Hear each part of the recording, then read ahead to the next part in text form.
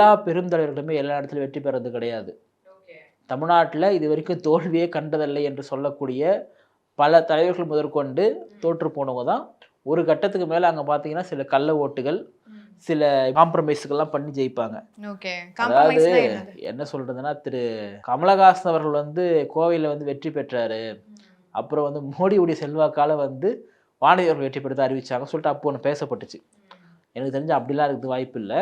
ஏன்னா வந்து வானதி சீனிவாசன் அவர்கள் அந்த கட்சி ரீதியாக ரொம்ப பிரபலமான நபர்.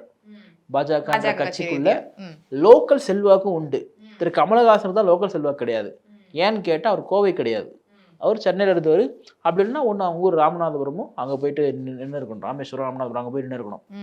கோவையில் இவங்க செல்வாக்கு நின்னாங்க. ஆனால் இவங்களை சார்ந்த ஆட்கள் யாரு, டார்ச் லைட்டு, இவங்க ஆட்கள் என்ன பேசுனாங்கன்னா, எங்கள் தலைவர் தான் வெற்றி பெற்றிருப்பாரு, எலெக்ஷன் கமிஷன் ஏதோ வேலை பார்த்துட்டாங்க அப்படின்னு சொல்லியிருந்தாங்க. ஓகே. இப்போ நீங்கள் இந்த கொளத்தூர் விஷயம் எடுத்தீங்க அப்படின்னா, திரு ஸ்டாலின் அவர்களுக்கு முழுக்க முழுக்க அந்த மக்கள் வந்து மனம் வந்து ஓட்டு போட்டிருப்பாங்கன்னு கேட்டால் கிடையவே கிடையாது.